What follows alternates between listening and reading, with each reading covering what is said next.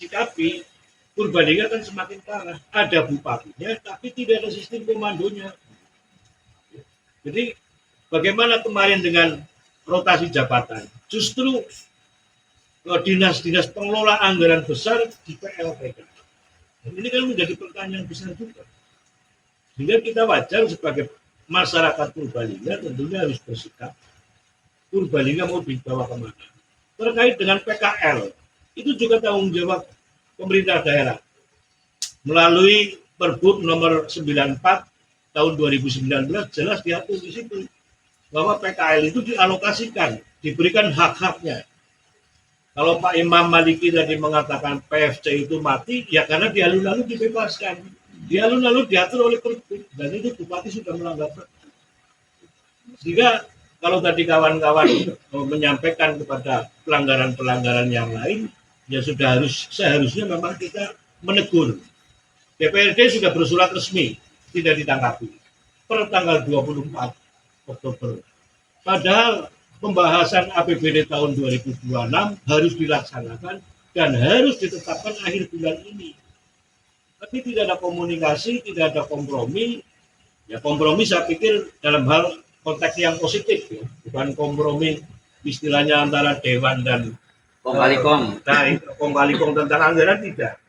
Tapi paling tidak di sinilah Bupati harus hadir.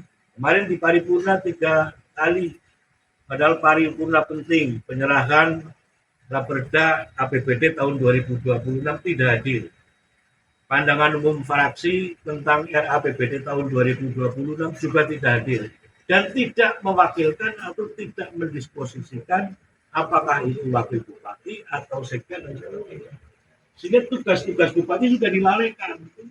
Sudah meninggalkan kewajiban sebagai seorang bupati. Nah itu adalah bagian dari pelanggaran juga.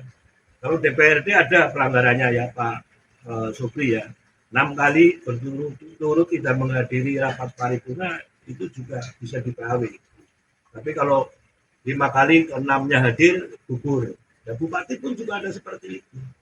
Sehingga monggo dari kawan-kawan baik kami partai pengusung, terus kemudian juga dari para relawan, praktisi hukum, kita bisa merumuskan dengan cara yang elegan.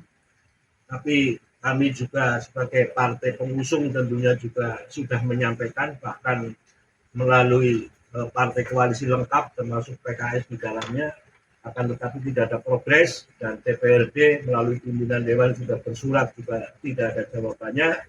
Dan kami sepakat ketika ini dibiarkan, pelanggaran yang ada di Kabupaten Purbalingga tentu semakin meluas, termasuk yang kecil saja yang terjadi di alun-alun terkait Pergub nomor 94 tahun 2019 saja sudah dilanggar oleh Bupati sendiri.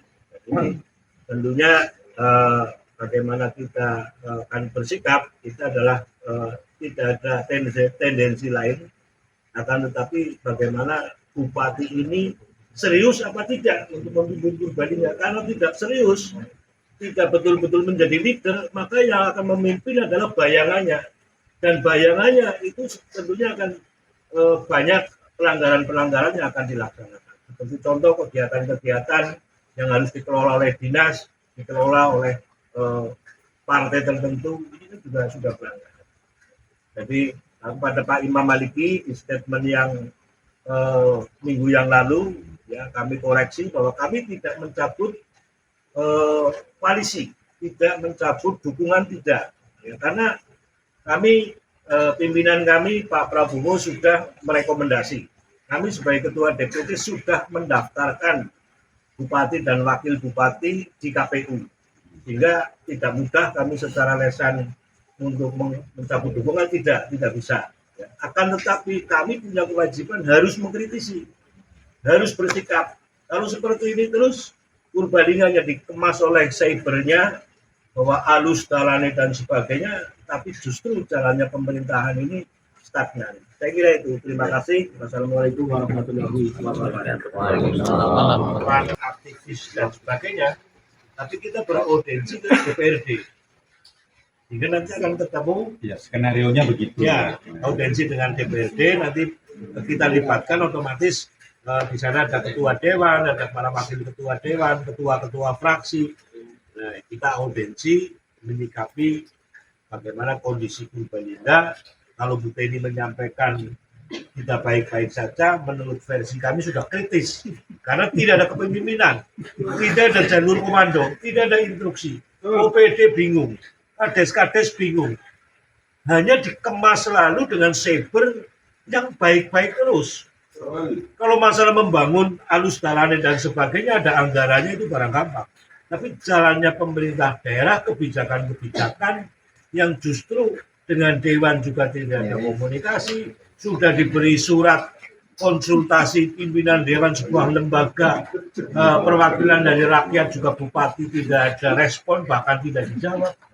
Bahkan dengan Forkompinda juga tidak ada komunikasi. Kan sistem pemerintahan ini katakanlah stagnan bahkan mati. Menurut kami begitu, Ya. Pak Kiswe.